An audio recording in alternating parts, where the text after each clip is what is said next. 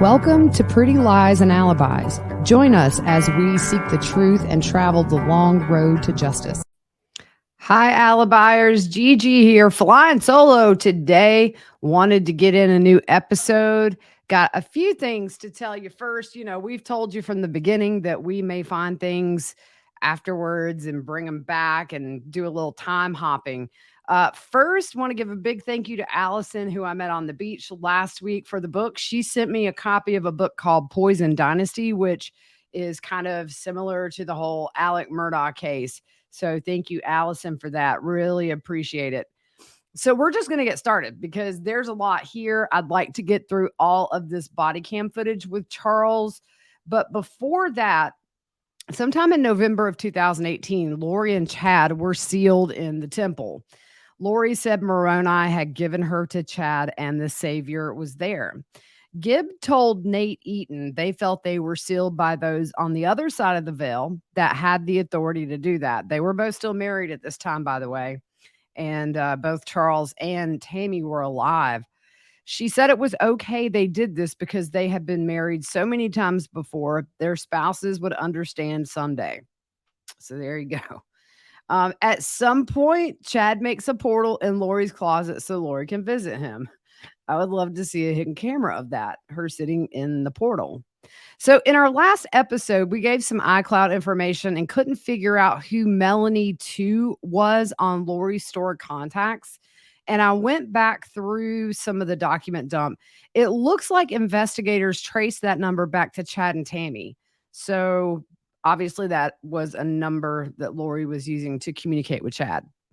So, and then the other thing, previously we had talked about Lori emptying out Charles's bank account, and it's a really sticky situation because they were legally married. There was no separation. There was nothing in place. Man, I mean, it was technically legal what she did, but it was low. Left Charles in a huge bind. And also, we talked a little bit about Christina's interview with authorities. If you remember, she was part of that group, didn't stay long, was really quickly labeled as dark after she questioned Lori. This is the one, if you remember, her sister lives in Salem, Idaho, and went to church with Tammy and Chad Daybell. I went back and watched that full interview she gave with police and got a few little pieces of information we didn't share last time. She had met Lori at church, but did not interact much. Actually, it was her husband and sons did. They mostly interacted with Lori, but thought she was great. So after Lori and Charles moved to Hawaii, they went on a trip. And these people, Christina and her family, went on a trip to Hawaii. And so her sons wanted to meet up and see Lori. So they made plans and met up on a Sunday. And Christina said this was really kind of the first time she interacted with Lori. And a day or two later, Lori met their family on the beach, and Tylee, she didn't think Tylee was there. JJ was at school, but she said they had fun doing some paddle boarding. And then a couple of years later in 2018, they saw each other at the temple, and she had told Lori the work she was doing with refugees, and Lori was interested in helping and apparently came and helped her one day. But this is kind of, you see now the love bombing, the kind of roping people in. Christina said in that interview in December 2018, Lori showed up at her door and handed her an envelope that had $2,000 in it. And Lori said she was in the temple that day and thinking about Christina and her family. And apparently there must have been some financial struggle. Lori said, you don't have any income, and I just want you to have this. And she said Lori was very kind about that. And then she left. But at the same time, she also kind of alluded to the fact in this interview with police that she sort of felt obligated to hear Lori out about all these crazy conspiracy theories because of stuff like this. And this is, to me, it's just an example of how you kind of slowly rope people in. And we missed 2 pages of the Dark Light email, which explains who people were in a past life. There's only 3. So they have JJ is a 4.2 light, and his past life was 400 BC among the lost tribe of Manasseh in Northern Europe. In his 3rd life, he was the son of James and Elena, which is Chad and Lori. We know that because of loin fire. And 4.1, he was Jonathan Elliott Edwards. That was 1745 to 1801. And then today he's a 4.2 light. So Lori, who is a 4.3 light, in her second life, she was Lania, daughter of Methuselah, married Neil A. Maxwell. Number 3, Elena, daughter of Jesus' half brother Judas, married James the Just. I believe James the Just is who Chad claims he was in a past life too. 4.1, I may butcher this, Ilimari, the prophet Moroni's wife. And then in the next life, she was a 4.2, Mary French, wife of Robert Smith Jr. This was 1626 to 1693. And today she is a 4.3 light. So James and Elena, which is Lori and Chad, apparently they had 7 children, 4 sons, 3 daughters. The male was a 5.1 light. Female, it says Melanese, 1. Female, 4.3 light, a male 5.1 light, third time on earth. He was 16 and tall and a high school quarterback. Female, another female was a 4.3 light. This was like her third life on earth. One of the dream girls, go figure. One of the dream girls. There was a male that was 4.3 light, and then there was a male that's 4.2 light, which was JJ. So yeah, try to figure that out, guys. Before we get into the body cam footage with Charles, just want to do a little quick spot with Tylee's friend did an interview April 20th of 2020 with investigators about Tylee, and she said they met during their sophomore year at Perry High School. They first hung out on New Year's Eve 2017 going into 2018, and she said Tylee moved around a whole lot the time she knew her, and Tylee was not happy about the Texas move, saying she was frustrated and sad and would come to visit her friends in Arizona, but just didn't want to be there. And she recalls one time when Tylee was living with Alex in Arizona and Lori was in Texas. And she said Tylee and Lori had an argument. So Tylee texts their mom, and Lori did not respond to Tylee for 4 days, which just blows my mind. I mean, if my kid texts me, it's instant that I text them back. 4 days, that's kind of just it's very deliberate. She said Tylee dropped out her junior year due to health concerns, and she said Tylee was in and out of the hospital her sophomore year and was also depressed, and I can imagine with everything this kid went through. She got her GED, and the friend was asked about Alex, and she said she absolutely loved him. Now, it's not clear whether she means she did or Tylee. But the friend said that Alex was a friendly and fun guy, and Tylee actually preferred to stay with Alex over any family member, which is just eerie considering what we know now. And we've heard this. She said Tylee didn't like Charles and said Lori was the friendly, bubbly mom. Lori would say little things about religion, and this girl would ask friends who were LDS about some of these things that Lori was saying, and they said it was a little off. And the thing too, I don't put a whole lot of stock in we've talked about this in past episodes, step parent, stepchild relationships can be very, very difficult. And I think Tylee also realized that her mom, when her mom was done with people, it was not just a simple goodbye. It was a very nasty goodbye with a lot of drama. And I'm sure there's a lot of reasons Tylee was guarded, and teenagers are tough. So, I'm not surprised there was some friction there between Tylee and Charles. She said Tylee was not very religious, but followed the doctrine, but not really in a cookie cutter way. And Tylee once told her that her mom liked to find people and fix them. Tylee was annoyed at the random people Lori would bring around, and she said Tylee took care of JJ more than Lori at times, and that interfered with Tylee being able to hang out with friends. But she said Tylee would do anything for JJ and wanted to keep him safe. Another little quick thing before we jump into the body cam footage is Morgan Lowe interviewed Summer and Janice, which is Lori's mom and sister, back in May of 2020. And they deny that she is in a strange cult. And when they were asked that, so she doesn't believe she's leading the 144,000, Janice immediately says no. And Summer says the end of the world in July has never come from Lori's lips. Summer said she met Chad once, and Morgan said he's spoken to people who in and around Rexburg who think Chad is legit, thinks he really can see beyond the veil. And Summer just essentially said, we have freedom of religion. You can believe what you want to believe.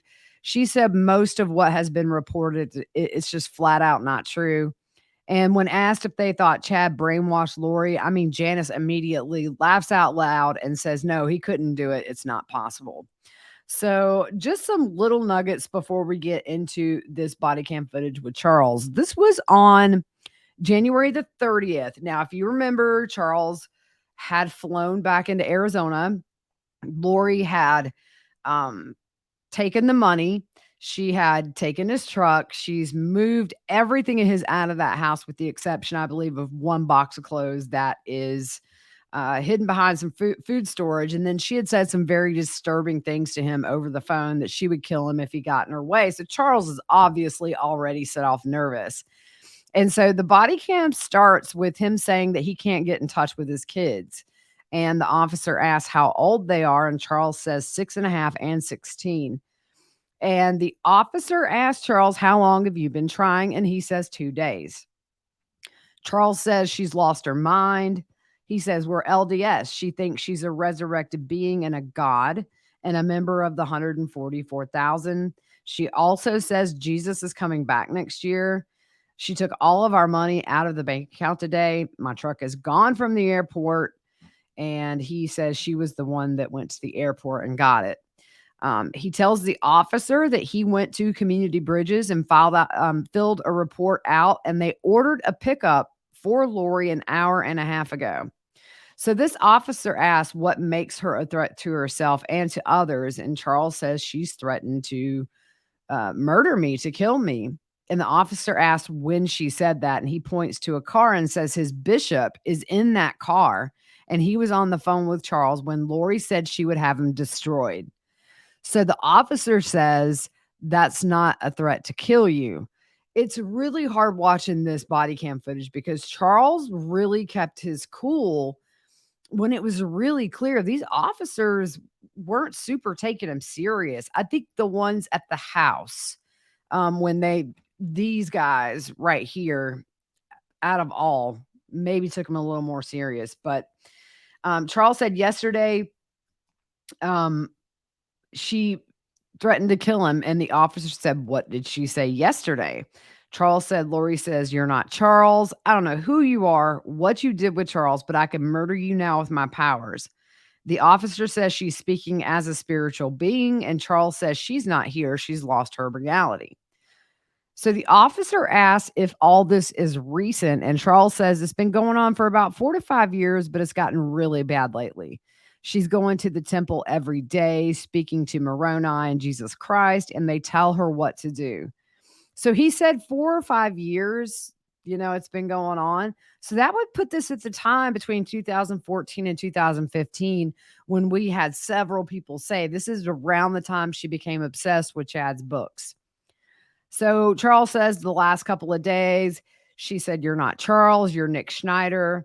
He said, I don't know where she gets this name from. Now, Chad had sent the email to Lori with the subject Demon Ned Schneider 9 days earlier from this body cam footage, and also those light and dark scales. So Charles says she's got all the people in Utah telling her how many past lives she's had, how many probation she's had. She was married to Moroni way back when, and also she was married to James the Just.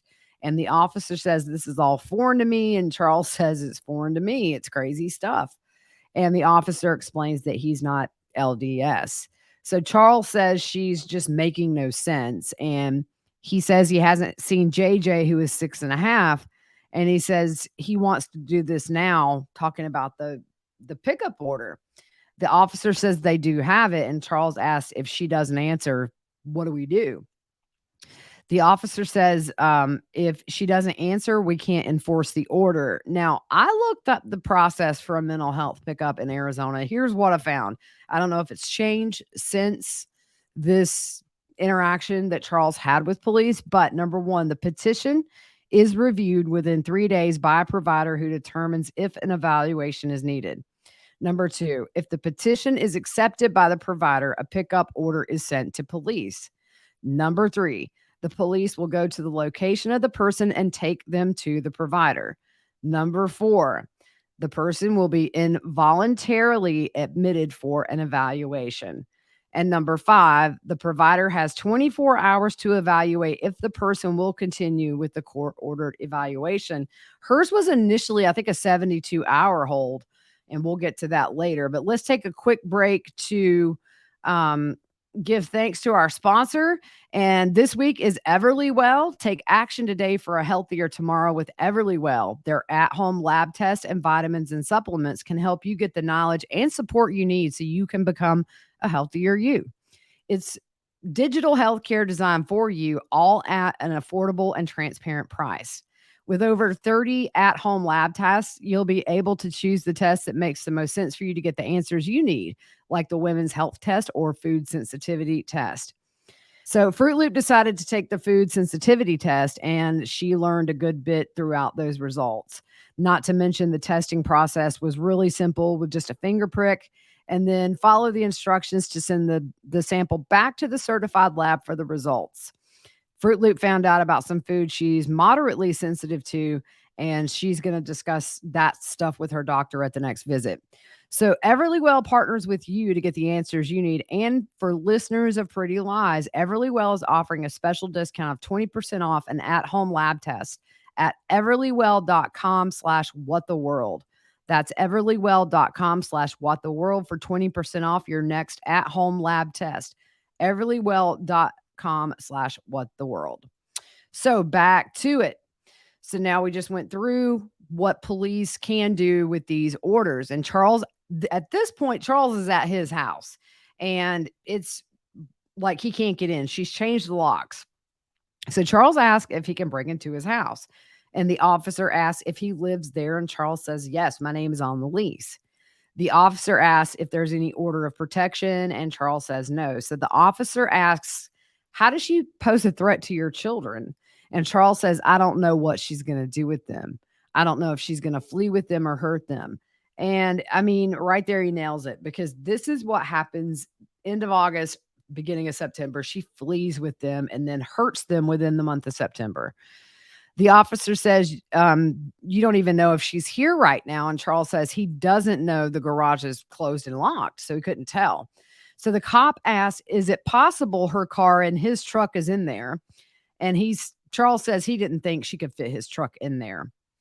And she had told him all of his stuff was gone. You're not Charles. All your stuff is gone. Charles says, I don't know what that means. So the officer asked Charles when he left town, and when did you leave town? And he said yesterday morning around 5 a.m. He flew to Houston and came back that night, but Charles says she canceled his flight and took his truck. The officer asked, did she tell you what, hang on, lost me place. The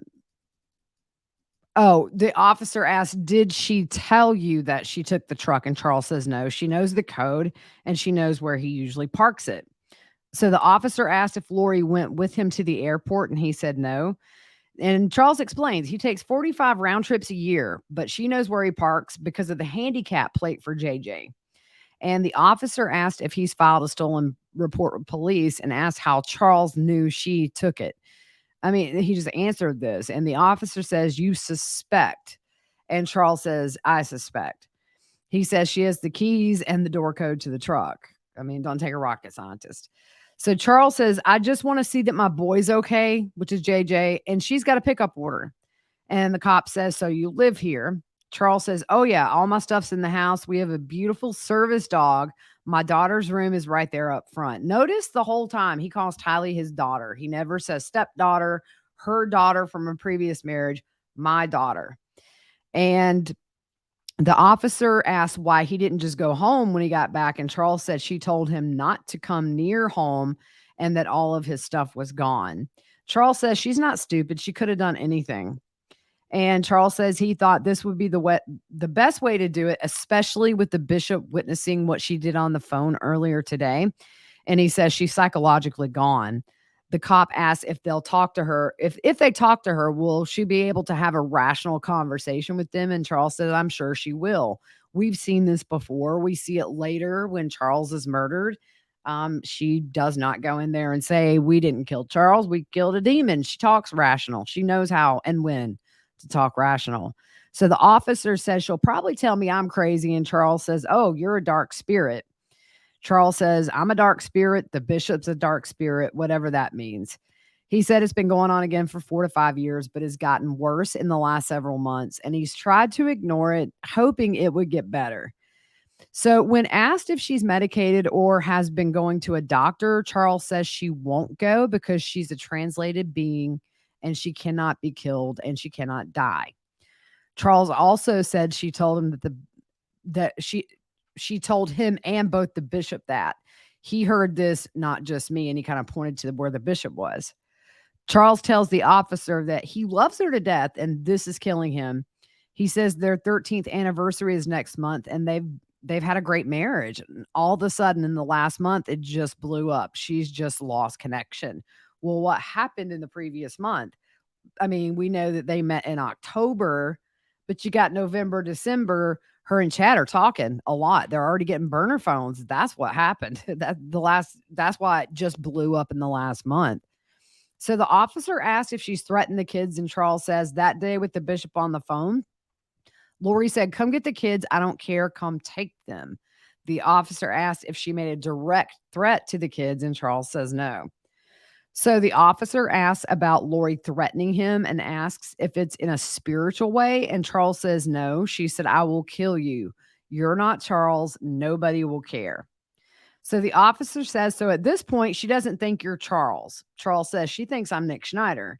He asks, who's Nick Schneider? And Charles says, I have no idea. It's the name she used. I don't know where it came from. I'm as bewildered as you are. This is so foreign to me. I don't know what to do. I need help. She needs help. So he said he wants to go to bed so he can get up and take JJ to school. He said, so she took my car keys. I have no keys to get in. She knows what she's doing. She took $35,000 out of our bank account today. I can't make payroll Friday for my company. She changed the bank account numbers and I had to change it back myself to get back in. All the money's gone. I have $7 to my name. Charles also tells the officer that their nephew Zach stays there. And so they started walking to the house, and Charles says he can try the code on the garage. And he tells the officer they're new there. That remember, they had just moved in January 1st. This is January the 30th, so less than a month. And as they passed by the bishop's car, Charles said he heard the conversation earlier that day because he patched him in on that call. The officer asked if she had any guns in the house, and Charles said yes, a rifle. And the cop asked if she knows how to use it, and Charles, his answer is bleeped out when he answers that question. So Charles tries the code for the garage door and it opened. The cars are all gone, and he said, she's gone. I don't know where my kids are. He said all 4 cars are gone. Tylee's car, his truck, Lori's car, and Zach's car. So Charles kind of lowers his head and sounds really defeated. It was so pitiful, and says, I don't know where my son is. So the cop says he can force entry, and Charles goes around to the side of the house and, can I just say, jumps the fence like a boss at his age. Just I would have been on the ground. And so he's trying to find ways to get into this house, and he comes back to the garage and tries to kick the door in, but there's a deadbolt. And he calls the bishop over at that point. And so Charles says, she's taking my son. She'll be taking JJ to school the next day. And at this point, Charles is still, bless his heart, he's trying to kick that door in. And you could see he's just worn out. So the cops ask permission. And it takes the cops a few times, and they get it. They walk through the house, and Charles says, oh, my God, I don't get this, guys. Then he says she took my computer. They ask him about her saying anything to harm him or the children, and Charles says just what she said today. And the cop said, well, that's subjective, I guess. And the cop says, take the kids, I don't care. Then Charles repeats what Lori said, I don't care what happens to them. So the cop said, that's not a direct threat to harm. And the cop said, sounds like everything she said was carefully subjective. Charles explains Lori won't call him. She won't tell him where the kids are. He asks if there's anything he can do about that. And the cop asks if she said she was leaving, and Charles said no. The cop says, as a parent, she has the right to take her children. And he reminds Charles, you were not home at the time. And the cop says, as of now, the statements listed are provided by you. And he points to the bishop and says, to my understanding, you overheard some of them. And he must say, yes, I didn't hear him. And they ask if he heard her to threaten to hurt herself or kill Charles. And the cop said, you overheard her say destroy Charles. And that's subjective. And she could have meant a number of things. So the bishop said there was a disconnect from reality with her that was disturbing. And the cop says, we don't know she took your truck. Contact Phoenix PD and initiate a stolen car report. He says, as for tonight, they don't have a crime. They tried to serve the commitment papers during the course of a welfare check. And the cop says he can do an incident report documenting some of the information from this visit at the house. And Charles says, pickup order, right? Referring to those papers.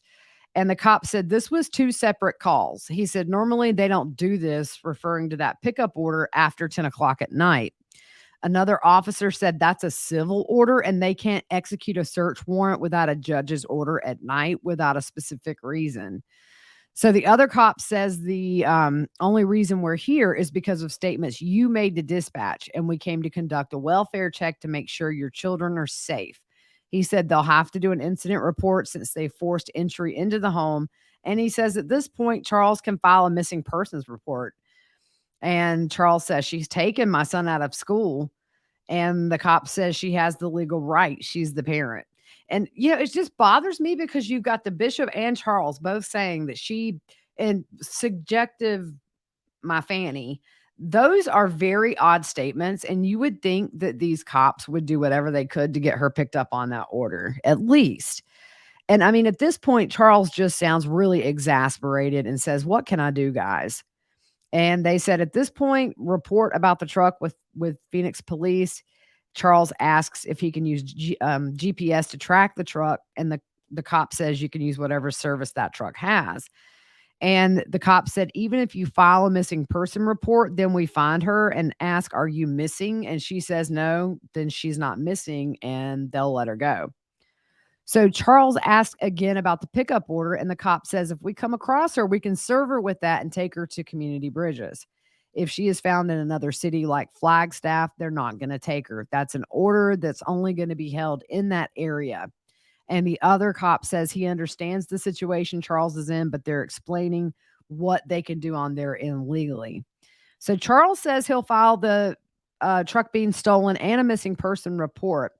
And the cop said, when you file the stolen truck, don't say she took it. Say you suspect she did and she's with the kids, and make it known you have a handicapped young child. So if they come across it, we don't want them to pursue the vehicle to put the kids in danger. And Charles asked, what can I do after a period of time? And the cop says, file paperwork with the court. And Charles says he's going tomorrow to see JJ. Charles asks for a copy of the pickup order, and the cop says, we can't give you that. So the cop says they can take her in between 6:30 a.m. and 10 p.m. They can't just come serve her with the papers.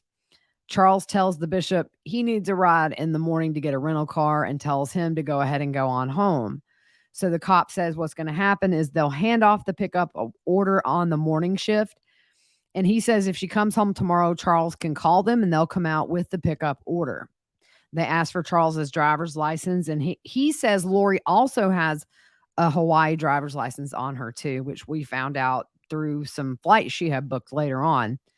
They asked if Lori has family in the area, and Charles names off her sister, her mom, her brother, and the cops says start with the report in the morning. And Charles says, I'm going to bed, guys. I'm worn out. He thanks them and then turns to go inside his house. So at 11:38 p.m., Gilbert PD received an emergency health petition for Lori that was completed by Charles.